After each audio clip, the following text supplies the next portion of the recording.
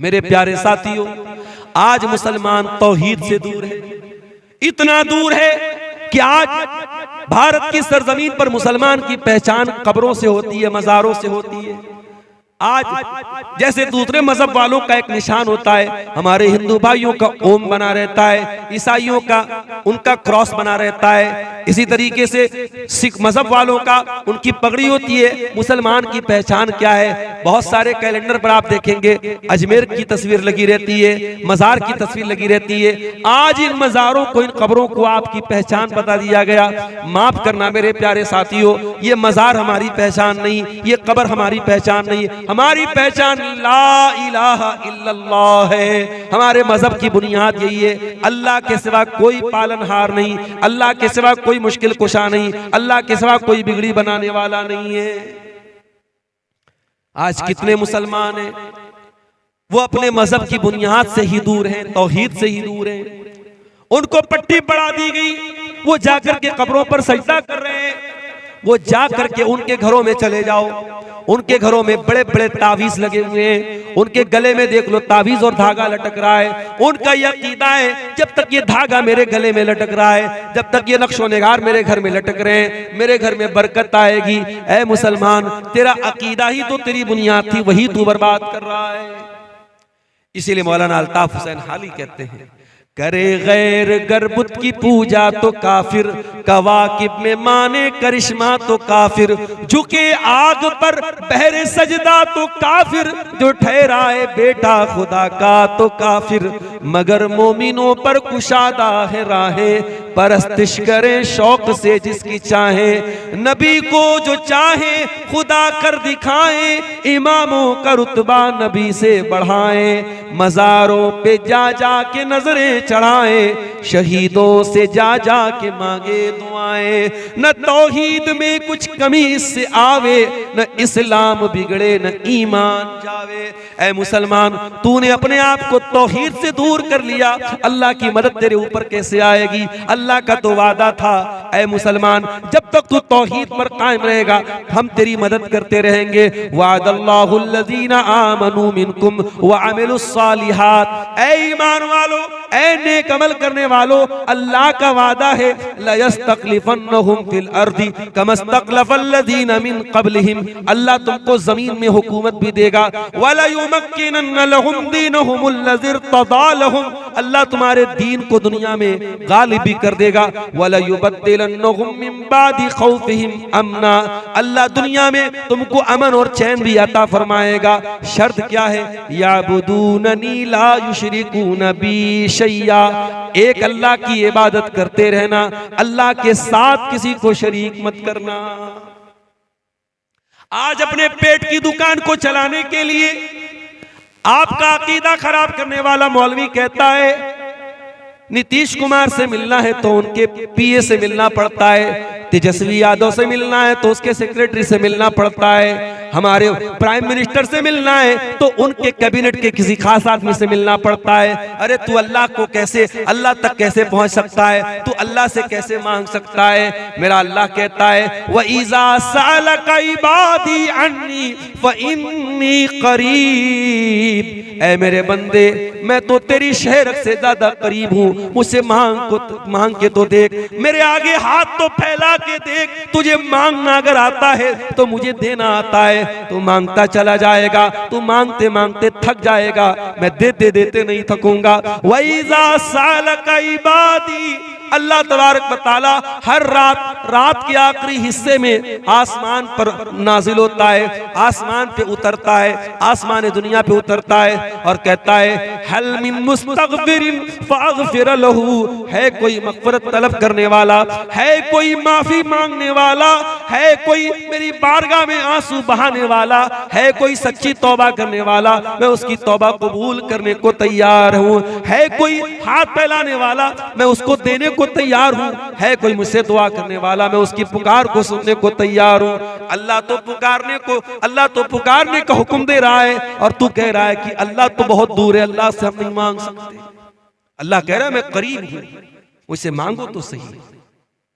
मेरे प्यारे साथियों, आज मुसलमान, मगर आज ये जूते क्यों पड़ रहे हमारे ऊपर? जिसका जी चाहता है हमें लाख सुना देता है, हमारी मस्जिदों को टेढ़ी नजर से देखने लगता है, हमारे मदरसों को बंद करने की बात करने लगता है, हमारे उलमा को सलाखों के अंदर डलवा देता है। क्यों? ये जिल्लत के हालात क्यों है मेरे प्यारे साथियों? इसका जवाब अल्लाह ताला सूरह रात के अंदर देता है, इन्नल्लाह ला युगय्यिरु मा बिक़ौमिन हत्ता युगय्यिरु मा बिअन्फुसिहिम। अल्लाह ताला किसी कौम के हालात को तब तक नहीं बदलता जब तक वो कौम अपने करतूतों को न बदल ले।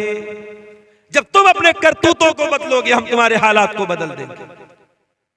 कल तक तुम इज्जतों को बचाने वाले बन करके आए थे, तुम दुनिया को हया का दर्स देने वाले बन के आए थे, आज तुम खुद बेहया बन गए। तुम दुनिया को ला इलाहा इल्लल्लाह का पाठ पढ़ाने आए थे, आज कब्रों पर सजदा करने वाले बन गए। कल तुम मुहम्मदुर रसूलुल्लाह का कलमा पढ़ने आए थे, आज बिदअतों के पैरोकार बन गए। कल तक तुम दुनिया को औरत का सही मकाम बताने आए थे, आज औरत तुम्हारे लिए भी खिलौना बन गई। कल तुम दुनिया को निकाह के जरिए, शादी के जरिए अपनी शर्मगाह की हिफाजत का दर्स सुनाने आए थे, और आज तुम्हारी शादियों में जहेज आ गया, तुम्हारी शादियों में बारात आ गई, तुम्हारी शादियों में मंगनी आ गई, तुम्हारी शादियों में लंबा चौड़ा खर्च आ गया। तुमने खुद निकाह को मुश्किल बना के जिना को प्रमोट कर दिया, जिना को आसान कर दिया। जब तुम अपने करतूतों को बदलोगे अल्लाह तुम्हारे हालात को भी बदल देगा। वइज़ा अरादल्लाहु बिक़ौमिन सुआ, और अल्लाह ताला जब किसी कौम के साथ बुराई का इरादा फरमाएगा, जब किसी कौम को बर्बाद करना चाहेगा, फला मरद्द लहू, तो कोई उसे नहीं बचा पाएगा, कोई नहीं बचा पाएगा। वइज़ा अरादल्लाहु बिक़ौमिन सुअन फला मरद्द लहू, आपकी बर्बादी का फैसला अगर आसमान पे हुआ है, जमीन का कोई लीडर, जमीन का कोई नेता, जमीन का कोई मिनिस्टर आपके हालात को ठीक नहीं कर पाएगा। वमा लहुम मिन दूनिही मिन वाल, और अल्लाह के सिवा आपकी कोई मदद नहीं कर पाएगा। एक बात तो पक्की है मेरे साथ, अल्लाह हमसे नाराज है। इतना तो मानते हो ना कि अल्लाह नाराज है, और अल्लाह हमसे ज्यादा नाराज है। अब आप पूछे मौलाना साहब अल्लाह हमसे ज्यादा क्यों नाराज है? अरे हम जितने भी बुरे, हम तो मुसलमान हैं। कोई अल्लाह को नहीं मानता, कोई अल्लाह को गाली देता है, उससे भी ज्यादा अल्लाह हमसे नाराज है। हाँ, उससे भी ज्यादा अल्लाह हमसे नाराज है। आइए मैं आपको बताता हूं। एक बाप के 5 बेटे हैं, 2 बेटे बड़े नाफरमान हैं, बाप की बात नहीं मानते, बाप की कदर नहीं करते, बाप हमेशा उनसे नाराज रहता है। लेकिन 3 बेटे ऐसे हैं जो बाप के बड़े लाडले बेटे हैं, बड़े लायक बेटे हैं, बाप की बड़ी इज्जत करते हैं, बाप का हक अदा करते हैं। अगर वो 3 लायक बेटे जो बाप के बड़े लाडले बेटे हैं, अगर वो 3 लायक बेटे अगर वो गलत हो जाएं, वो गड़बड़ हो जाएं, वो बाप के नाफरमान बन जाएं, वो गलत काम करने लगे, तो बाप को ज्यादा तकलीफ होती है।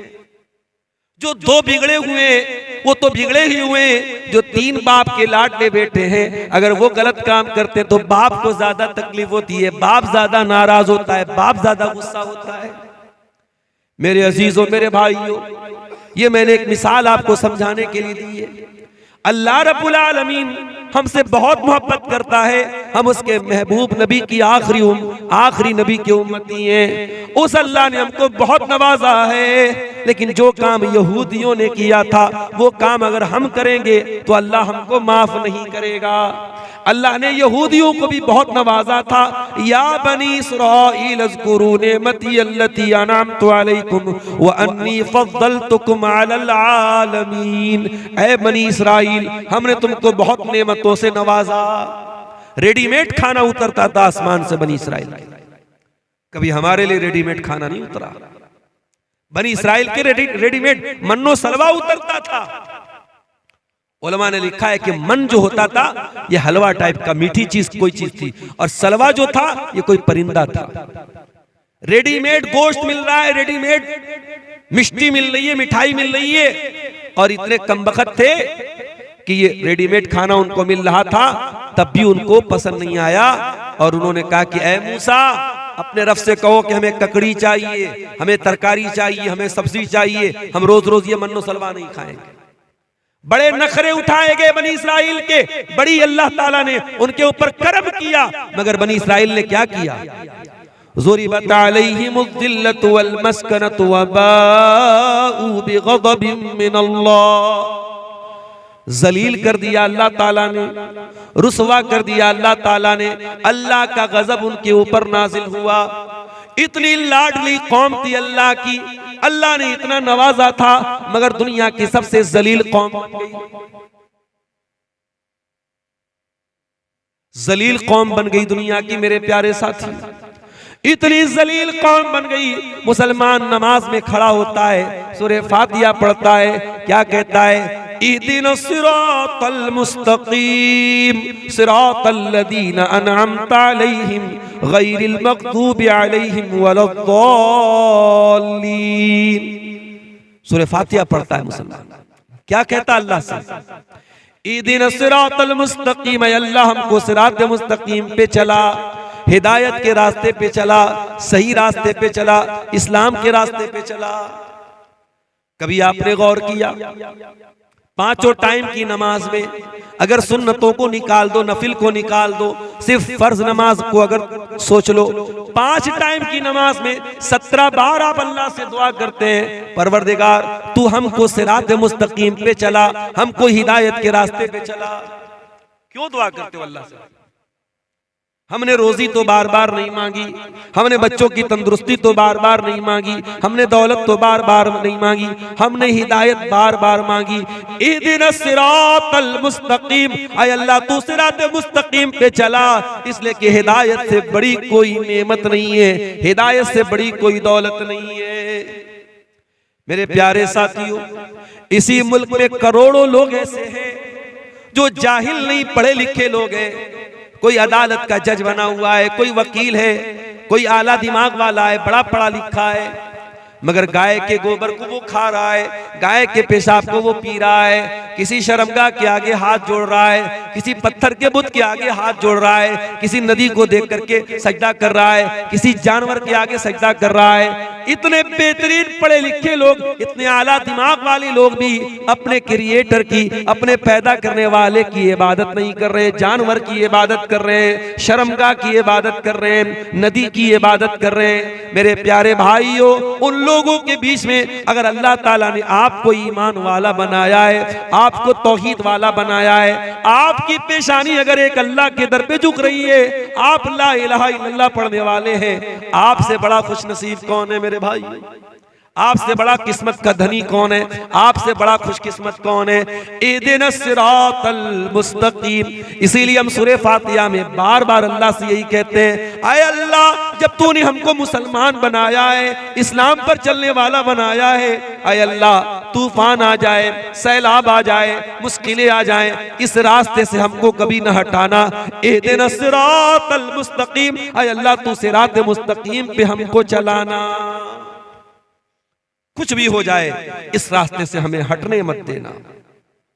सिरातल लज़ीना अनअमता अलैहिम, आए अल्लाह हमें तू उनके रास्ते पर चलाना जिनके ऊपर तेरा इनाम हुआ, तेरा करम हुआ, तेरा उपकार हुआ।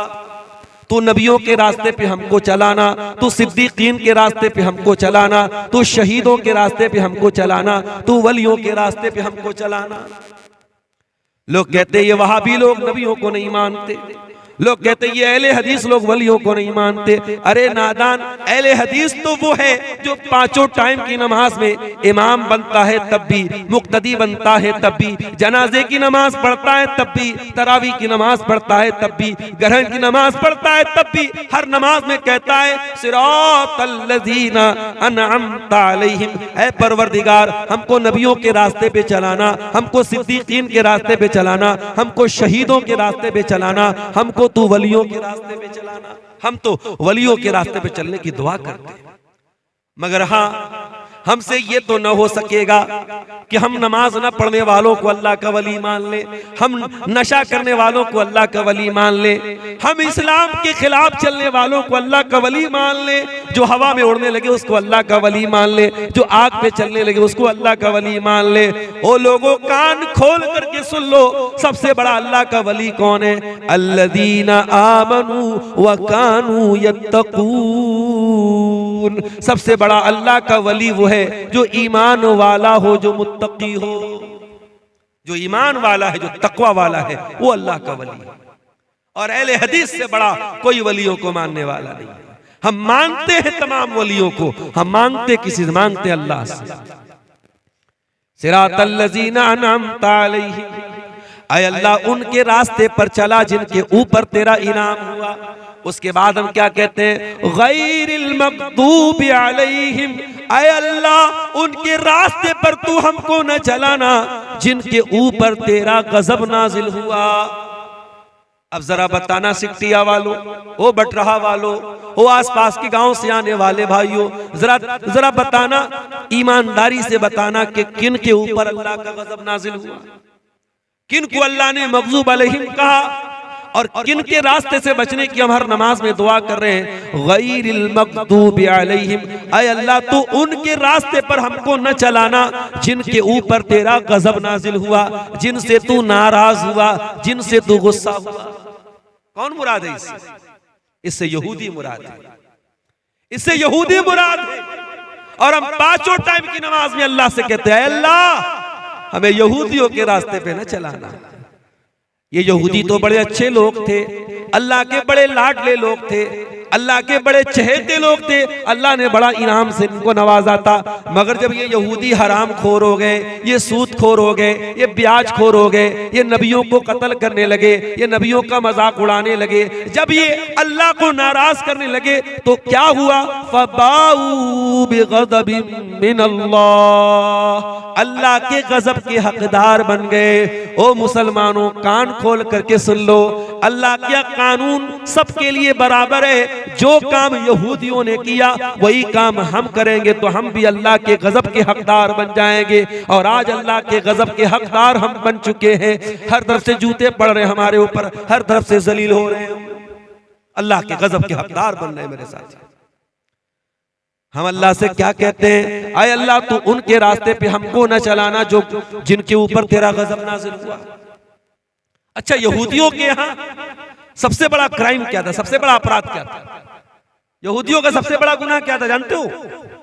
यहूदियों के पास अल्लाह की किताब थी, तौरात थी, यहूदी जानकार थे, इल्म भी था उनके पास, लेकिन जानकारी होने के बावजूद और इल्म होने के बावजूद यहूदी अल्लाह की नाफरमानी करते थे, इल्म के ऊपर अमल नहीं करते थे। ओ सीमांचल वालों, पूरे हिंदुस्तान में सबसे ज्यादा जलसे आपके इलाके में होते हैं, सारे बड़े बड़े मुकर्रिरीन आपके इलाके में आते हैं, सबसे ज्यादा तकरीरें आपके यहाँ सुनी जाती हैं। असर से लेकर फजर तक पूरे दुनिया में कहीं जलसा होता है, आपके यहाँ होता है। ये तकरीरें, ये जलसे, ये प्रोग्राम आप अगर सुन रहे हैं और इस इल्म के ऊपर अगर आपका अमल नहीं है तो ये बहुत खतरनाक बात है। भाई मोटी मोटी बात तो सबको मालूम है ना। कौन सा ऐसा मुसलमान है जो नहीं जानता कि पांचों टाइम की नमाज फर्ज है? सबको मालूम है। इन्नस्सलाता कानत अलल मुमिनीना किताबम मौकूता, बेशक नमाज अपने टाइम के ऊपर फर्ज है, नमाज अपने टाइम के ऊपर फर्ज है। रात भर तकरीर सुनने वाला अस्सलातु खैरुम मिनन नौम की आवाज सुन के सोया पड़ा रहे, तो कान खोल करके सुन लो, ये यहूदियों का तरीका है कि इल्म तो है लेकिन अमल नहीं है। रात भर आपने पर्दे पर तकरीरें सुनी, हया पर तकरीरें सुनी, सुबह आपकी जवान बेटी बेपर्दा होकर घर से निकल रही है, आपकी खूबसूरत बीवी अपना चेहरा खोल करके गांव में घूम रही है, इसका मतलब कि इल्म तो है लेकिन अमल नहीं है। आपने उलमा की तकरीरों में सुना कि निकाह को आसान करो, निकाह को आसान करो, जिना को मुश्किल कर दो। आपने तकरीरों में सुना प्यारे नबी ने फरमाया खैरुन निकाही ऐसरुहु, सबसे ज्यादा बरकत वाला निकाह वो है जिसको आसान किया जाए। आसान निकाह सबसे अच्छा निकाह है। मगर आपने रात में तकदीर की सुबह आपके घर में शादी थी, बेटे की शादी है, भतीजे की शादी है, 100 लोगों से बारात भी लेके जा रहे हो, लड़की वालों से डिमांड भी कर रहे हो, जहेज की रकम भी मांगी जा रही है, कोई कार ले रहा है, कोई 2 व्हीलर ले रहा है, कोई कुछ ले रहा है, कोई कुछ ले रहा है, बाकायदा डिमांड करके जहेज भी लिया जा रहा है। इसका मतलब कि इल्म तो है लेकिन अमल नहीं है, और ये बहुत खतरनाक बात है। अतामुरून अन्नासा बिल बिर्रि व तंसौना अनफुसकुम व अंतुम ततलूनल किताब। ऐ यहूदियों, तुम अल्लाह की किताब को पढ़ते हो, तुम तौरात को पढ़ते हो और लोगों को नेकी का हुक्म देते हो और अपने आप को भूल जाते हो। ऐ यहूदियों, ये बहुत गलत काम है जो तुम करते हो। जो काम यहूदियों ने किया वही काम हम भी तो कर रहे हैं मेरे प्यारे साथी। कौन ऐसा मुसलमान है जो नहीं जानता कि सूद और ब्याज हराम है? हमने तकरीरों में भी सुना है, हमने जुमा के खुतबों में भी सुना है, हमने कुरान में भी पढ़ा है, या अय्युहल्लज़ीना आमनुत्तकुल्लाह व ज़रू मा बक़िया मिनर रिबा इन कुंतुम मुमिनीन। ऐ ईमान वालो, अल्लाह से डरो। अब तक जो ब्याज का लेन देन ले चुके कर चुके, अब आइंदा से कोई ब्याज का लेन देन मत करना। फ़इन लम तफ़अलू फ़अज़नू बिहर्बिन मिनल्लाहि व रसूलिही। और अगर तुम ऐसा नहीं करोगे तो अल्लाह से जंग करने के लिए तैयार हो जाओ, रसूल से जंग करने के लिए तैयार हो जाओ। ब्याज खोर, ब्याज खाने वाला अल्लाह से जंग कर रहा है, रसूल से जंग कर रहा है। सारी आयतें हमने पढ़ी हैं, सारा मसला हमको मालूम है, लेकिन आज भी बंधन बैंक की स्कीम आपके मुसलमानों के इलाकों में सबसे ज्यादा ली जाती है। 10-10 हजार का कर्जा आप सूद पर ले रहे। चुल्लू भर पानी में डूब मरने का मकाम है। ओ करोड़पति हो, ओ कौम के सरमायादारो, ओ अपने पैसों को तिजोरियों में भरने वालों, कल अल्लाह कयामत के दिन पूछेगा तू तो तिजोरी में भरा करता था। तेरी कौम का गरीब आदमी 10,000 का पैसा बंधन बैंक से, बंधन लोन से लेता था, वो इंटरेस्ट पर लेता था, ब्याज पर लेता था। तेरी कौम के गरीबों ने 5-5 हजार रुपये ब्याज पर लेकर के अल्लाह को नाराज किया था। तू करोड़ों का मालिक था, तूने अपने भाई की मदद क्यों नहीं की? याद रखो मेरे भाइयों, इस्लाम ये सिखाता है अगर अल्लाह ने आपको दौलत दी है और आपका कोई भाई जरूरतमंद है, आपसे कर्जा लेने आया है, इस्लाम कहता है कि कर्जा दे दो और कर्जा में कभी प्रॉफिट मत कमाओ। कर्जा में कभी प्रॉफिट मत कमाओ। कर्ज के जरिए प्रॉफिट कमाना इस्लाम के अंदर सूद और ब्याज है और अल्लाह के प्यारे नबी ने इससे मना किया। आज मुसलमान सूद और ब्याज बड़े आराम से खा रहा है। आज मुसलमान नौजवान बड़े धड़ल्ले से जुआ खेल रहे हैं। कोई ऑफलाइन जुआ खेल रहा है, कोई ऑनलाइन जुआ खेल रहा है, कोई मोबाइल के जरिए जुआ खेल रहा है, कोई ताश के पत्तों के जरिए जुआ खेल रहा है। क्या मुसलमान को यह मसला मालूम नहीं है? अल्लाह के नबी ने फरमाया कि जो जुआ खेलता है गोया कि वो सूअर के गोश्त में अपना हाथ डालता है। जिस तरीके से सूअर का गोश्त खाने वाला है वैसे ही जुआ खेलने वाला है। क्या आपने कुरान की ये आयत नहीं पढ़ी? या अय्युहल्लज़ीना आमनू इन्नमल खम्रु वल मैसिरु वल अंसाब वल अज़लामु रिज्सुम मिन अमलिश शैतान। ये शराब, ये जुआ, ये पासे के तीर और ये गैरुल्लाह के आस्ताने, ये सब गंदे काम है, शैतान के काम है। इनसे बचो तभी तुम कामयाब हो सकते हो। सब जानते हैं, ऐसा नहीं कि हमें जानकारी नहीं, हमें इल्म तो है, इल्म के ऊपर अमल नहीं। मुसलमान तौहीद से दूर है, इतना दूर है कि आज भारत की सरजमीन पर मुसलमान की पहचान कब्रों से होती है, मज़ारों से होती है। आज जैसे दूसरे मजहब वालों का एक निशान होता है, हमारे हिंदू भाइयों का ओम बना रहता है, ईसाइयों का उनका क्रॉस बना रहता है, इसी तरीके से सिख मजहब वालों का उनकी पगड़ी होती है। मुसलमान की पहचान क्या है? बहुत सारे कैलेंडर पर आप देखेंगे अजमेर की तस्वीर लगी रहती है, मजार की तस्वीर लगी रहती है। आज इन मजारों को, इन कब्रों को आपकी पहचान बता दिया गया। माफ करना मेरे प्यारे साथियों, ये मजार हमारी पहचान नहीं, ये कब्र हमारी पहचान नहीं। हमारी पहचान ला इलाहा इल्लल्लाह है। हमारे मजहब की बुनियाद यही है, अल्लाह के सिवा कोई पालनहार नहीं, अल्लाह के सिवा कोई मुश्किल कुशा नहीं, अल्लाह के सिवा कोई बिगड़ी बनाने वाला नहीं है। तौहीद से दूर है मुसलमान। इसीलिए अल्लाह के नबी फरमाते हैं, तिरमिजी की सही रिवायत है, ला तक़ूमुस्साअतु हत्ता तल्हक़ा क़बाइलु मिन उम्मती बिल मुशरिकीन। क़यामत उस वक्त तक नहीं आएगी जब तक मेरी उम्मत के कुछ लोग मुशरिकों के साथ मिल नहीं जाएंगे। व हत्ता याबुदुल औतान, और मेरी उम्मत के अंदर भी बुतों की पूजा होगी, बुतों की इबादत होगी। और आगे अल्लाह के नबी ने फरमाया कि क़यामत उस वक्त तक नहीं आएगी जब तक 30 से ज्यादा झूठे नबी मेरी उम्मत में पैदा होंगे, और हर झूठा नबी कहेगा मैं नबी हूं। अभी आजकल एक वीडियो बड़ा वायरल हो रहा है, एक आधा पागल टाइप का इंसान है, अपने आप को नबी कह रहा है। हर दौर में ऐसे झूठे नबी पैदा होंगे। नबी ने फरमाया, अना खातमुन नबिय्यीन ला नबिय्य बादी, मैं आखिरी नबी हूं, मेरे बाद कोई नबी नहीं आएगा। मेरे बाद अगर कोई अपने आप को नबी कहता है तो समझ जाओ कि वो झूठा है, वो कज्जाब है, वो दज्जाल है। मैं आखिरी नबी हूं, मेरे बाद कोई नबी नहीं आएगा। तो ये कयामत की एक निशानी अल्लाह के नबी ने बयान की कि कयामत के पहले उम्मत के अंदर, मुसलमानों के अंदर शिर्क भी किया जाएगा। मेरे प्यारे साथियों, आज अल्लाह हमसे बहुत नाराज है, बहुत गुस्सा है हमारे ऊपर, इसीलिए सारी बिजली हमारे ऊपर गिर रही है। आज हमारी आंखों के सामने मस्जिदों के सामने नाच गाना भी हो रहा है, मस्जिदों के सामने भड़काऊ नारे भी लग रहे हैं, मस्जिदों को तोड़ा भी जा रहा है, बुलडोजर भी मस्जिदों पे चलाया जा रहा है। आज अल्लाह वाकई में हमसे बहुत नाराज है मेरे साथियों, बहुत नाराज है। और क्यों नाराज है? क्योंकि इल्म है लेकिन अमल नहीं है। जो मग़ज़ूब अलैहिम का तरीका था, जो यहूदियों का तरीका था, वो तरीका हमने अपना लिया। उसके बाद हम कहते हैं वलद्दॉलीन,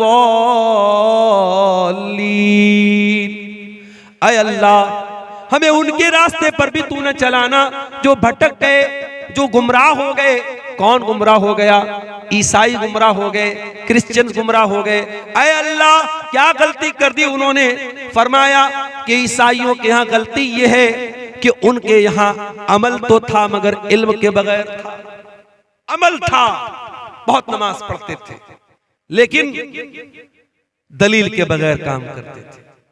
ईसाइयों के यहाँ रहबानियत भी थी, उन्होंने औरत से अपने आप को दूर कर लिया, शादी नहीं करते थे, बीवी बच्चों से दूर रहते थे, और उन्होंने ये समझा कि इससे अल्लाह राजी हो जाएगा। ईसाइयों के अमल था मगर इल्म नहीं। जैसे आज मुसलमान शबे बारात मना रहा है, आज मुसलमान शबे मेराज मना रहा है, आज मुसलमान ताजिया निकाल रहा है, आज मुसलमान 12 रबीउल अव्वल का जुलूस निकाल रहा है। ये सारा का सारा काम मुसलमान दीन समझ के कर रहा है, सवाब समझ के कर रहा है, नेकी समझ के कर रहा है, जबकि ये सारे काम नबी ने इनका हुक्म नहीं दिया, सहाबा ने ये काम नहीं किया। ये सारा काम दीन के अंदर नया काम है। और मेरे प्यारे नबी अपने हर खुतबे में कहा करते थे, व शर्रुल उमूरि मुहदसातुहा व कुल्लु मुहदसतिन बिदा व कुल्लु बिदअतिन ज़लाला व कुल्लु ज़लालतिन फिन्नार। सबसे बुरा काम दीन के अंदर नया निकाला गया काम है, और हर नया काम बिदअत है, और हर बिदअत गुमराही, और हर गुमराही जहन्नम में लेकर के जाने वाली है। कल जुमा का दिन है, आप सूरह कहफ पढ़ेंगे इंशाअल्लाह। सूरह कहफ में ये आयत भी आप पढ़ेंगे, कुल हल नुनब्बिउकुम बिल अक्सरीना आमाला अल्लज़ीना ضل सअयुहुम फिल हयातिद दुनिया व हुम यहसबूना अन्नहुम युहसिनूना सुना। ऐ नबी आप ऐलान कर दीजिए, क्या मैं तुमको उनके बारे में न बता दूं जो अमल के एतबार से सबसे घाटे में होंगे? कौन लोग होंगे? जिनकी सारी नेकी बर्बाद हो जाएगी, सारी मेहनत बर्बाद हो जाएगी। वो तो ये समझ के जाएंगे हम बहुत नेक अमल कर रहे हैं। ये कौन लोग होंगे? ये बिदअती लोग होंगे। बिदअत करने वाले का अमल अल्लाह के कबूल नहीं होगा। इसीलिए अल्लाह कुरान के 30वें पारे में कहता है, हल अताका हदीसुल गाशिया वुजूहुन यौमइज़िन खाशिया आमिलतुन नासिबा। कयामत के दिन कुछ ऐसे भी लोग आएंगे जिनके चेहरे पर डर होगा, खौफ होगा, दहशत होगी, डरे हुए होंगे। आमिलतुन नासिबा, बहुत अमल करके आए होंगे लेकिन थके हारे होंगे, अमल करके थक गए होंगे। तस्ला नारन हामिया, भड़कती हुई जहन्नम की आग में डाले जाएंगे। अमल करके आएंगे मगर जहन्नम की आग में डाले जाएंगे। क्यों? क्योंकि अमल बगैर दलील के था, अमल के ऊपर मोहम्मद अकरम की मुहर नहीं थी। मेरे साथ ये नोटबंदी का वाकया किस सन में हुआ था? 19 में हुआ था, 18 में, 17 में? मुझे याद है 2017 में जब नोटबंदी हुई थी, इत्तेफाक से जिस तारीख को नोटबंदी हुई थी, मेरा प्रोग्राम किशनगंज में था और उसी दिन हमारे प्राइम मिनिस्टर साहब का ऐलान हुआ था कि आज से पुराने नोट बंद। अब पूरे मुल्क में एक डर का आलम बन गया। बेचारी औरतों ने कहां छुपा के पैसा रखा था, सब निकालना पड़ा उनको, सब उनकी पोल खुल गई। और जिनके पास पैसा बचा रह गया वो बेकार हो गया, आज किसी काम का नहीं। सरकार का एक ऐलान हुआ, गवर्नमेंट का एक ऐलान हुआ और कल तक जो नोट मार्केट में चल रहा था वो नोट एक पल में बेकार हो गया। और अब लोग कह रहे मोदी जी ने जो नया नोट बनवाया बड़ा हल्का नोट है, इसका कलर भी उतर रहा है, ये है वो है, सब कुछ है। मगर भाई जिसको सरकार ने अप्रूव किया चलेगा तो वही, पुराना वाला जितना भी खूबसूरत था वो चलने वाला नहीं। यही मसला दीन का है मेरे प्यारे साथी। आपको क्या अच्छा लगता है ये मैटर नहीं करता, आपकी नजर में कौन सा अमल कैसा है ये मैटर नहीं करता, अल्लाह की नजर में वो अमल अच्छा है कि नहीं ये मैटर करता है, रसूल की नजर में वो अमल अच्छा है कि नहीं ये मैटर करता है। इसीलिए अल्लाह कुरान में सूरह कहफ की आखिरी आयत में कहता है, फमन काना यरजू लिका रब्बिही, जो अपने रब से मुलाकात करना चाहता है, जो जन्नत में जाना चाहता है, जो अपने रब से मिलना चाहता है, जो अल्लाह के यहाँ कामयाब होना चाहता है, वो दो काम कर ले, फलयामल अमलन सालिहा, वो जो भी अमल करे नेक अमल करे, अमल सालिह करे, ऐसा अमल करे जिस अमल के ऊपर अल्लाह की मुहर हो, रसूल की मुहर हो, वला युशरिक बिइबादत रब्बिही अहदा, और अपने रब की इबादत में किसी को शरीक न करे। शिर्क मत करो और बिदअत मत करो, ये दो खतरनाक चीजें हैं। अल्लाह को राजी करना है तो शिर्क से भी बचना है और बिदअत से भी बचना है। तो अल्लाह ने फरमाया गैरिल मग़दूबि अलैहिम वलद्दालीन, आय अल्लाह हमें उनके रास्ते पर भी तू न चला जिनके पास इल्म था लेकिन अमल नहीं था, वलद्दालीन, और उनके रास्ते पर भी तू न चला जिनके यहाँ अमल था मगर इल्म के बगैर था।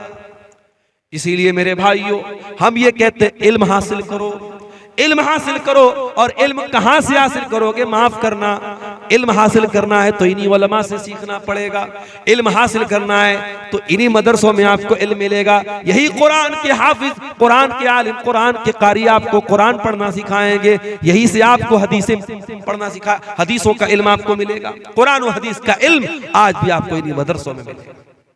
और याद रखो, कोई सूटेड बूटेड होकर के आ जाए, कोई फर्राटेदार इंग्लिश बोलने लगे और आप ला करके जल्दी से उसको माइक दे दे कि साहब ये तो बड़ा सूट पहन के आया है, बड़ी फर्राटेदार इंग्लिश बोल रहा है। नहीं, आपका स्टेज, आपका माइक, इसका भी एक वकार है मेरे प्यारे साथी। और मैं अक्सर सीमांचल के जलसों में बोलता हूं, मुझे बहुत अफसोस होता है, अभी आपके इसी अररिया के इलाके का एक मौलवी वो बाकायदा तकरीर में कह रहा है कि मोहम्मद बिन सलमान साहब मेरा वीजा नहीं पास कर रहे हैं, मैंने उनके खिलाफ बोल दिया है, वो मेरा वीजा नहीं पास कर। अबे जाहिल, झूठे, मक्कार, कितना बड़ा फ्रॉड है, कितना बड़ा झूठा है तू। पहली बात तो तू झूठ बोलता है, सऊदी हुकूमत के खिलाफ जहर उगलता है, और उसके बाद इस तरीके की कहानी सुनाता, तेरे जैसे न जाने कितने पड़े, तुझे वो वीजा नहीं देंगे उम्रा के लिए। और तू ये समझता है कि सामने पब्लिक जो बैठी है वो जाहिल गंवार पब्लिक है, जो चाहे सुना दे। इसीलिए मैं अपने अहले हदीस भाइयों से कहता हूं, और आपके इस सीमांचल के इलाके में खास तौर से मैं कहता हूं कि अल्लाह के वास्ते आप अपने उन उलमा को दावत दो जो किताब सुन्नत के जानकार हैं। हर अहरे गैरे रत्तु खैरों को स्टेज पर दावत मत दो मेरे साथ। खुराफात बकने वाले, झूठ बकने वाले, मनगढ़ंत रिवायतें बयान करने वाले, किस्से कहानी बयान करने वाले आपके स्टेज पर नहीं आने चाहिए। इस स्टेज का एक वकार है, इस स्टेज की एक हुर्मत है, उसको पामाल मत होने देना मेरे साथ। इल्म सीखना है तो उलमा। मुहद्दिसीन ने क्यों नहीं सबसे हदीस ले ली? उनके क्यों सही और ज़ईफ का फर्क था? क्यों हदीसों में सही और ज़ईफ का फर्क किया जाता था? अगर आपके स्टेज पर हर आदमी आ सकता है, कोई भी बयान कर सकता है, कोई शायर आकर के उल्टी सीधी शायरी पढ़ सकता है, तो माफ करना, ये स्टेज अहले हदीस का स्टेज नहीं। अल्लाह के प्यारे नबी फरमाते हैं, इन्नल्लाह ला यक़बिज़ुल इल्मा इंतिज़ाअन यंतज़िहु मिनल इबाद। क़यामत के पहले कैसा दौर आएगा, अल्लाह ताला दुनिया से इल्म को उठा लेगा। सवाल पैदा हुआ, इल्म कैसे उठेगा? क्या किताबें खत्म हो जाएंगी? क्या मदरसे बंद हो जाएंगे? क्या लाइब्रेरियां बंद हो जाएंगी? फरमाया नहीं, लाइब्रेरी भी मौजूद होगी, किताबें भी होंगी, लेकिन अल्लाह ताला उलमा को उठा लेगा। उलमा दुनिया से धीरे धीरे चले जाएंगे।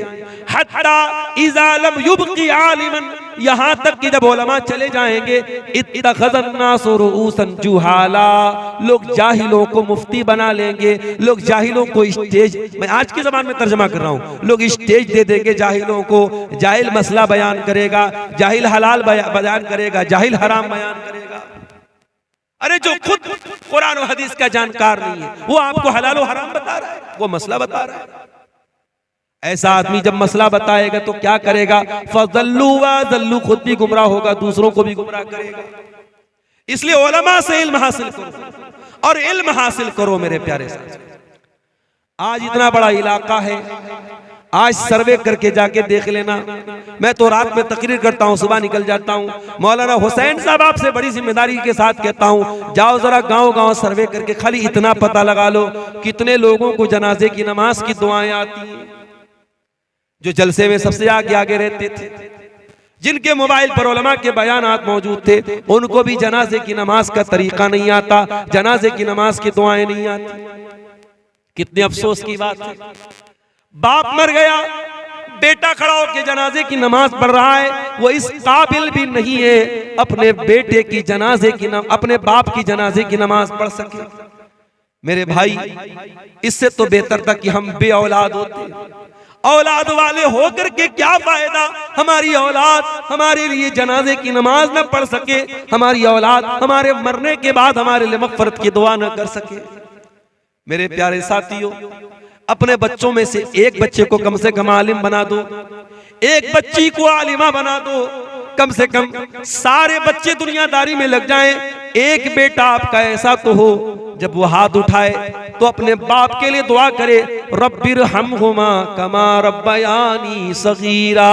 ऐ अल्लाह, मेरे माँ बाप ने बड़ी तकलीफों से मुझे पाला था, बड़ी कुर्बानियां दी थी, बड़ा जलील किया था अपने आप को। मेरी माँ ने बड़ी गुर्बत का दिन देखा था, मेरी माँ ने गांव के लोगों के बर्तन भी मांजे थे, मेरे बाप ने लोगों के घर की गुलामी की थी। ऐ अल्लाह, मेरे माँ बाप ने बड़ी मुसीबतों में मुझको पाला है, परवरदिगार तू मेरे माँ बाप पर रहम फरमा। ये दुआ कौन करेगा? जो कुरान का जानकार होगा, जो कुरान पढ़ेगा। कम से कम अपने बच्चों को इस लायक तो बना दो मेरे साथ। इल्म दीन सीखो और सिखाओ मेरे साथ। आज हालात ये है, पूरे इंडिया की बात मैं नहीं कर रहा हूं, आपके सीमांचल की बात कर रहा हूं। इतना बड़ा जलसा होता है, मदरसों को चलाने के लिए जलसा कराया जाता है। मैं आमतौर से चंदा नहीं करता, मुझसे भी लोग कहते मौलाना थोड़ा चंदा कर देना। ये मजबूरी क्यों आ गई? क्यों आपको मदरसों को चलाने के लिए जलसा कराना पड़ रहा है? ये भी बहुत बड़ा सवाल है। और इतना बड़ा जलसा, इतना खर्च करने के बाद भी अगर आप अपने मदरसों को नहीं चला पा रहे तो ये कौम के लिए चुल्लू भर पानी में डूब मरने की बात है। अपनी ऐशो इशरत पर लुटाने के लिए तो हमारे पास लाखों करोड़ों हैं, अपने फालतू कामों के ऊपर खर्च करने के लिए लाखों करोड़ों हैं। और ये छोटे छोटे मदरसे आज लोगों के सामने भीख मांग रहे हैं। अफसोस होता है मेरे भाइयों, टम्पू में बैठ करके इन्हीं मदरसों में पढ़ने वाले छोटे छोटे बच्चे बेचारे वो चंदा कर रहे हैं अपने मदरसे के लिए। इन्हीं मदरसों में पढ़ाने वाले प्राइवेट टीचर, उनको मदरसे का सेक्रेटरी कहता है जाओ चंदा करके लाना, तब तुमको तुम्हारी तनख्वाह देंगे। 5-6 हजार की तनख्वाह पाने के लिए वो बेचारा, वो प्राइवेट टीचर, वो प्राइवेट पढ़ाने वाला मौलवी बेचारा गांव गांव घूम करके धान उतारता है, चंदा उतारता है, तब जा करके उसकी तनख्वाह का इंतजाम होता है। ऐसा क्यों हो रहा है मेरे साथियों? क्या ये उलमा की तहकीर नहीं है? क्या ये उलमा की तौहीन नहीं है कि आज आपने अपने उलमा को भिखारी बना के रख डाला है? मेरे भाइयों, होना तो ये चाहिए था कि इन उलमा के आपके दरवाजे तक पहुंचने की नौबत ही ना आती, आप खुद उन तक पहुंच के जाते। मौलाना, मुझे अल्लाह ने लाखों का मालिक बनाया है, ये मेरे माल की ज़कात है, इस माल की ज़कात में से मैं आपके मदरसे को भी दे रहा हूँ, मैं इन गरीब बच्चों के ऊपर भी खर्च कर रहा हूँ, मैं इन यतीम बच्चों के ऊपर भी खर्च कर रहा हूँ। होना तो ये चाहिए, मगर हो क्या रहा है कि ज़कात देने के लिए भी आज हम ये चाहते हैं कि लोग भिखारी बन के हमारे दरवाजे तक आए। इसीलिए मैं अक्सर कहता हूं कि हमें सिस्टम को बदलना पड़ेगा, हमें सिस्टम को बदलना पड़ेगा। ज़कात देने का जो तरीका हमारे यहाँ है, इस तरीके को हमें बदलना पड़ेगा। ये ज़कात देने का सही तरीका नहीं है। मेरे अजीजों, मेरे प्यारे भाइयों, इल्म की कदर करो, उलमा की कदर करो। प्यारे नबी ने हमको ये सबक भी दिया है, अपने बच्चों का हक कुर्बान करके दीन सीखने वाले बच्चों की कदर करो। आज आप कभी मदरसों के हॉस्टल में जाके देखिए, छोटे छोटे बच्चे जो पढ़ते हैं बेचारे, इन छोटे छोटे बच्चों पर जिम्मेदारियों का कितना पहाड़ आ जाता है। आपका बच्चा जहां चाहे वहां खेल रहा है, कपड़े मैले हो जाते हैं, घर में आता है उसकी माँ उसके कपड़े धुल रही है। मदरसों में पढ़ने वाले छोटे छोटे बच्चे ये बहुत सोच समझ के खेलते हैं, कपड़ा ज्यादा गंदा हो जाएगा तो धुलना तो हम ही को है। बेचारे बैठ करके अपना कपड़ा धुल रहे हैं। छोटे छोटे 10 साल के 12 साल के बच्चे अपने हाथों से सारा काम कर रहे हैं, अपने कपड़ों पर इस्त्री भी कर रहे हैं, अपने कपड़ों को भी धुल रहे हैं। आपके बच्चे को तो उसकी मां नहलाती है, ये बच्चे मदरसों में जाते हैं, इनको खुद अपने सारे काम करना है। और फिर जैसे ही पढ़ाई का टाइम हुआ, अगर जरा सी ताखीर होगी, मौलवी साहब की छड़ी भी मौजूद है, छड़ी उनकी पीठ पर पड़ गई, आपके बच्चे को कोई एक थप्पड़ मार दे, आप फौरन दौड़ करके जाते हैं, हमारे बच्चे को किसने मारा?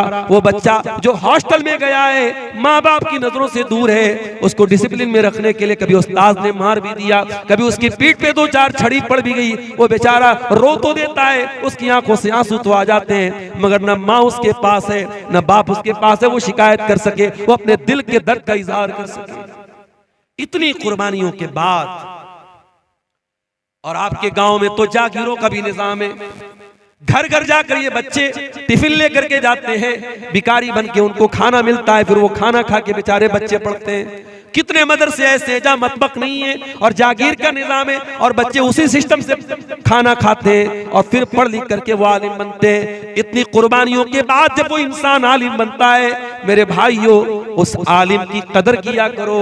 मैं ये नहीं कहता उसको फरिश्ता मान लो, हाँ वो भी इंसान है, वो भी इंसान है। तुमसे गलती होती तो उससे भी हो सकती है, तुम्हारे कदम बहकते तो उससे भी बहक सकते हैं। अगर उससे गलती भी हो जाए, उससे अगर गलत काम भी हो जाए, मैं ये नहीं कहता कि आलिम की गलती को नजरअंदाज कर दिया जाए, मगर हाँ कम से कम एक आलिम का जो मकाम है उसका लिहाज रखा जाए। कोई ऐसा काम न किया जाए कि दुनिया उलमा से बदजन हो जाए, दुनिया उलमा से बदगुमान हो जाए। अपने उलमा को उनका मकाम दो, उनका हक दो मेरे प्यारे साथी। इसीलिए अल्लाह के प्यारे नबी फरमाते हैं, मन सलक तरीकन यतलुबु फीहि इल्मन सहलल्लाहु लहू तरीकन इलल जन्ना।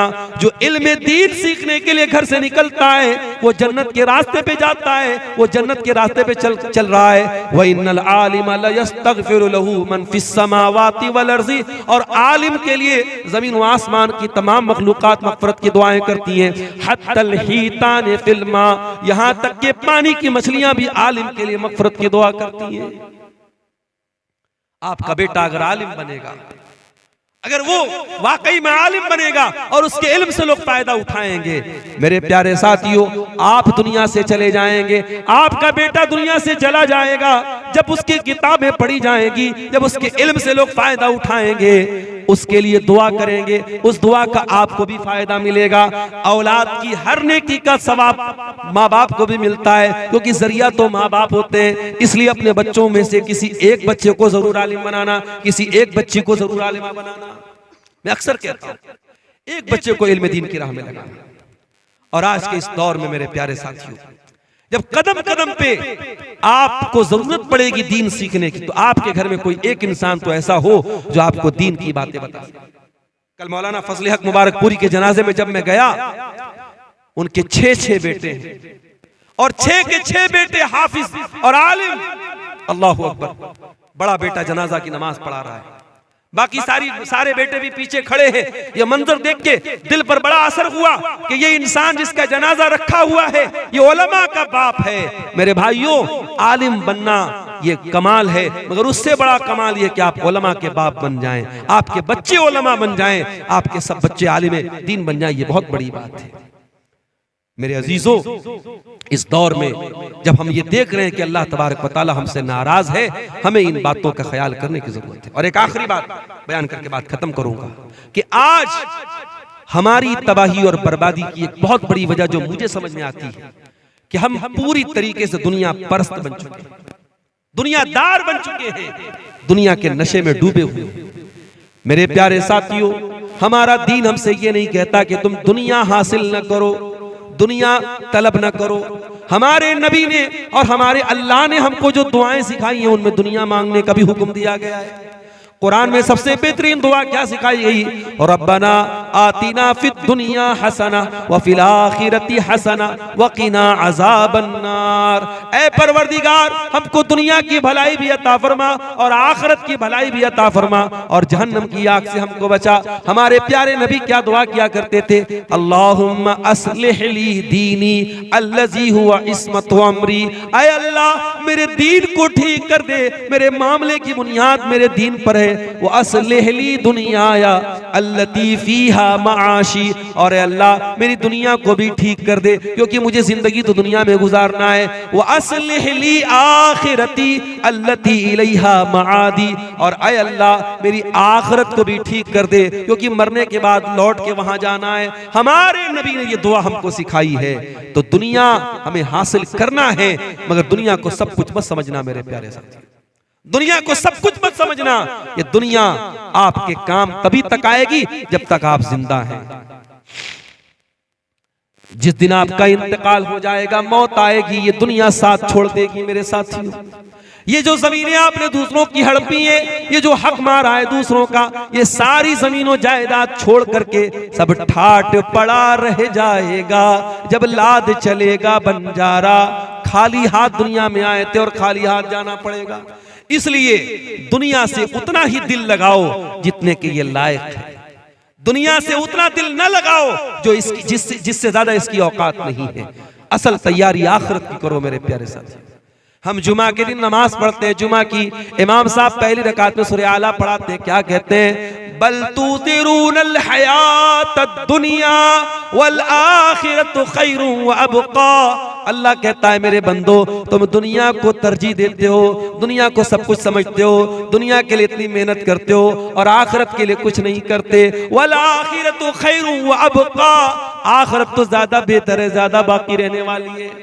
दुनिया में गर्मी लगे तो एसी चलाते हो, दुनिया में अंधेरा हो जाए तो लाइट जलाते हो, दुनिया में गर्मी लगे तो पंखा चलाते हो, दुनिया में प्यास लगे तो घर में फ्रिज ला के रखते हो, दुनिया के ऐशो आराम की इतनी फिक्र करते हो।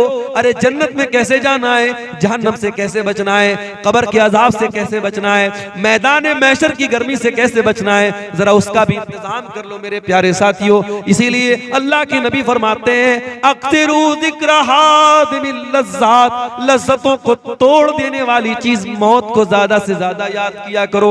आपसे पूछा गया, अय अल्लाह के नबी सबसे अक्लमंद कौन है? आपने फरमाया, अक्तरुहुम ज़िक्रल लिल मौत, जो मौत को सबसे ज्यादा याद करता है, वह इस्तिदादन लिमा बादहू, और मौत के बाद की तैयारी करता है।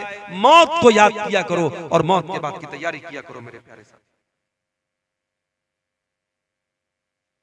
आगे रमजान का महीना भी हमारे सामने है और हमारी एक आदत होती है, हमारे घर में जब कोई अच्छा मेहमान आता है तो उस मेहमान की हम उसके इस्तिकबाल की तैयारी करते हैं। हमारे घर में कहीं गंदगी पड़ी है तो हम दूर करते नहीं, मेहमान आ रहा है क्या जवाब देंगे हम? अच्छा बिस्तर बिछाते हैं, अच्छा बर्तन में खाना लाते हैं, हम मेहमान की इज्जत करते हैं। रमजान भी एक बहुत ही खुशनसीब और बहुत मुअज़्ज़ज़ मेहमान बन के हमारे घर में आने वाला है। रमजान का महीना हमें अल्लाह ताला की मग़फ़िरत का परवाना लेके आता है। इसलिए अपने आप को प्रिपेयर करो, तैयार करो रमजान के लिए। अभी से आदत डाल लो कुरान पढ़ने की, अभी से आदत डालो रातों में तहज्जुद पढ़ने की, अभी से नफली रोजा रखने की आदत डालो, ताकि रमजान आए तो आप पहले से उसके लिए ज़हनी तौर पे तैयार रहे। इसीलिए अल्लाह के प्यारे नबी रमजान के अलावा सबसे ज्यादा किसी महीने में रोजा रखते थे तो शाबान में रखते थे। और ये भी याद रखो मेरे प्यारे साथी, रमजान अगर आ गया और आपने रमजान का हक अदा नहीं किया तो ये और बड़ी बदनसीबी की बात है। अल्लाह के नबी फरमाते हैं कि रमजान जैसे ही आता है आसमान के दरवाजे खोल दिए जाते हैं, रहमत के दरवाजे खोल दिए जाते हैं, जहन्नम के दरवाजे बंद कर दिए जाते हैं, शैतानों को जकड़ दिया जाता है। और रमजान में एक रात ऐसी है, मन हुरिमहा फक़द हुरिमल खैर, अल्लाह के नबी ने फरमाया कि जो उस रात में इबादत नहीं कर पाया फिर वो किसी भलाई का हकदार नहीं होगा। इसका मतलब ये हुआ कि रमजान बड़ी बरकतों को लेके आता है और हमें और आपको इस महीने का इस्तिकबाल, इसको जो है इसकी बरकतों को कैसे हासिल करें, इस पर हमें गौर करने की जरूरत है। आज बड़े बड़े शहरों में जो दुकानें होती हैं, दुकानों पे सेल लगती है। सर्दी के जो कपड़े होते हैं, जब सर्दी जाने लगती है तो एक सेल लगती है और बड़े सस्ते दामों में कपड़े मिलते हैं। तो सेल जब लगती है तो दुकानों में बड़ी भीड़ लग जाती है। रमजान का महीना भी नेकियों की सेल बन करके आता है। इसलिए मेरे प्यारे साथियों, रमजान का हम इस्तिकबाल करें और कोशिश करें कि रमजान का हम हक अदा करें और रमजान में कसरत से अल्लाह की इबादत करें। और फिर हम ये दुआ भी करें कि अल्लाह उन इबादतों को हमारे कबूल फरमाए। एक सवाल ये आया है कि माँ बाप में अगर झगड़ा हो जाए तो उन दोनों में सुलह औलाद कैसे करें, या वो एक दूसरे पर जुल्म करे तो इंसाफ कैसे करें। देखिए, ये कभी कभी वाकई में बड़ी औलाद के लिए सूरत हाल बड़ी तकलीफदेह होती है, क्योंकि माँ बाप का बहरहाल एहतराम भी है और जब उनके दरमियान झगड़े होते हैं तो कभी कभी औलाद भी पिसती है। इसीलिए कुरान की और शरीयत की तालीम यह है कि मियाँ बीवी के दरमियान अगर कभी कोई ना इत्तेफाकी हो भी जाए तो औलाद के सामने जाहिर नहीं करना चाहिए। और कहीं कहीं बाज घरों में बाकायदा लड़ाइयाँ होती हैं, गाली गलौज तक माँ बाप एक दूसरे को करते हैं और बच्चों पर इसका बड़ा बुरा असर पड़ता है। तो बहरहाल अगर औलाद बड़ी है, औलाद बालिग है, समझदार है, तो उसको अपने बाप को या माँ को जिसकी गलती भी समझ में आए उसको समझाना चाहिए, उसकी इस्लाह की कोशिश करनी चाहिए और उनकी इस्लाह के साथ साथ इस बात का भी ख्याल रखा जाए कि कोई नामुनासिब बात ना कही जाए। बाज़ औक़ात ऐसा होता है कि अगर बाप की तरफ से माँ के ऊपर ज़्यादती हो रही है तो बेटा या बेटी जो होते हैं बाप को बहुत कुछ सुना के रख देते हैं और बाप के साथ बहुत ज्यादा बदतमीजी करने लगते हैं। ठीक है, अगर वो अपनी बीवी के साथ गलत कर रहा है तो वो गलत कर रहा है, लेकिन आप बेटे हैं, आप बेटी हैं, आपको अपने बाप का जो हक है वो उसका ख्याल करना है। बदतमीजी करने का आपको कोई हक हासिल नहीं है। आखिर में मेरे साथियों, ये एक सवाल ये आया है कि खतना की दावत देना कैसा है। मुसलमानी होती है बच्चों की, उसकी दावत देना कैसा है। देखिए, खतना की दावत के सिलसिले में उलमा का इख्तिलाफ है। कुछ उलमा ने इसको सही नहीं कहा है, क्योंकि अल्लाह के नबी से या सहाबा से खतना की किसी दावत का सबूत नहीं मिलता। और कुछ उलमा ने कहा कि चूंकि ये भी एक खुशी का मौका है, खतना कराना भी एक शियार है मुसलमानों का और अल्लाह के नबी ने फितरत के कामों में से खतना को भी करार दिया है, तो एक खुशी का मौका है और किसी खुशी के मौके पर अगर कोई दावत देता है तो उसको कबूल किया जा सकता है। तो बहरहाल इसमें इन दोनों जो उलमा की जो राय है, उलमा की इन दोनों राय में जो बेहतर जो राय है वो ये है कि खतना की दावत से परहेज किया जाए। बाकायदा जो हमारे यहाँ बाज़ औक़ात अकीका की दावत उतनी बड़ी नहीं होती जितनी बड़ी खतना की दावत होती है, तो जो एक सुन्नत दावत है उसको हम छोड़ दें और खतना पर बिला वजह लंबी चौड़ी दावत करें, ये भी मुनासिब नहीं है। और अगर कोई खतना के मौके पर दावत दे देता है तो उसके यहाँ खाया जा सकता है, उसको गलत या हराम नहीं कह सकते। बहरहाल एक खुशी का मौका उसके लिए है, लेकिन चूंकि इस मौके पर सहाबा से या अल्लाह के नबी से दावत का सबूत नहीं मिलता है तो इससे परहेज किया जाए। लड़की की शादी में दावत खिलाना कैसा है? देखिए, इसका भी मसला वही है। अल्लाह के नबी के दौर में लड़कियों की शादी होती थी और हमें सबूत और दलील ऐसी नहीं मिलती कि लड़की वाले भी बाकायदा दावत खिलाते थे। हजरत उम्मे हबीबा, अल्लाह के नबी की बीवी उम्मे हबीबा, जब उनका निकाह अल्लाह के नबी के साथ हुआ तो उनके वली की हैसियत से नजाशी जो थे हबशा के बादशाह, उन्होंने बाकायदा सहाबा को दावत दी थी। तो बाज़ उलमा ने उससे ये दलील पकड़ी है कि लड़की की शादी में भी दावत दी जा सकती है, मगर कोई ऐसा आम रिवाज सहाबा के दौर में नहीं था। इससे इतनी दलील तो मिलती है कि हाँ, कोई दावत देना चाहे तो दे सकता है, मगर सहाबा के दौर में कोई आम रिवाज अगर होता तो और हदीसों में भी इसका जिक्र होता। और आज के दौर में हम खास तौर से ये देखते हैं कि लड़की की शादी में जो दावत होती है, मैं बहुत सारे लोगों को ऐसे जानता हूं जो बाकायदा ज़कात की रकम उतारते हैं, लोगों से मदद मांगते हैं और फिर वो 400-400 लोगों को खाना खिलाते हैं और 2-3 तरीके का आइटम खिलाते हैं। तो ये तो बहुत नामुनासिब बात है कि आप ज़कात उतार करके अपनी लड़की की शादी में आप जो है दावत लोगों को खिलाएं। तो असल तो यही है कि शरीयत में लड़के के ऊपर वलीमा की दावत है, लड़की के घर वालों के ऊपर किसी दावत की जिम्मेदारी शरीयत ने नहीं डाली है। अलबत्ता अगर कोई लड़की का बाप साहिब हैसियत है, अगर वो अपने कुछ मेहमानों को 100-200 मेहमानों को 300 जो भी उसके मेहमान है, अगर वो खाना खिला रहा है, दावत दे रहा है, तो हम उसको नाजायज तो नहीं कह सकते, गलत तो नहीं कह सकते, लेकिन अगर इसको एक रिवाज बना दिया जाए और जरूरी बना दिया जाए और उसकी वजह से गरीब और मिडिल क्लास के लोगों को हर हाल में दावत देनी पड़े, तो फिर इस दावत को भी हमें रोकना चाहिए। फिर इस दावत अभी बनारस में बाकायदा वहाँ जो अंसारी बरादरी के लोग हैं, तो उसमें एक तंजीम चलती है, वहाँ पे उन्होंने बाकायदा एक कानून पास किया है कि अब जो दावतें होंगी तो बारात नहीं जाएगी लड़की वालों के यहाँ, और वलीमा में एक तरह का खाना होगा और इतने बर्तन दिए जाएंगे, इतने कपड़े दिए जाएंगे, एक लिमिट उन्होंने बनाई है, जो बहुत अच्छी बात है, क्योंकि आज शादी ब्याह की इन रस्म और रिवाज को पूरा करने के लिए लोग कर्जे ले रहे हैं, बैंक से लोन ले रहे हैं, एक दूसरे से मदद मांग करके शादी कर रहे हैं, जो कि बिल्कुल भी मुनासिब बात नहीं है। तो खुलासा ये निकला कि लड़की की शादी के मौके पर दावत दी जा सकती है, मगर बेहतर नहीं है, इसकी हमें हौसला अफजाई नहीं करनी चाहिए, जहां तक हो सके इसको रोकने की कोशिश करनी चाहिए। क्यों? क्योंकि एक रिवाज बन रहा है और इसकी वजह से गरीब लड़कियों की शादी मुश्किल हो रही है। वल्लाहु आलम बिस्सवाब। तो मेरे अजीजों, आखिर में मौलाना हुसैन साहब ने ये मुतालबा भी किया है कि हमारे मदरसे के हक में थोड़ा सा आप ताउन की अपील करें। आइए, ये रात का आखिरी वक्त है, आते आते जाते जाते आप जो हो सके मदरसा उम्मे सलमा लिल बनात के लिए ताउन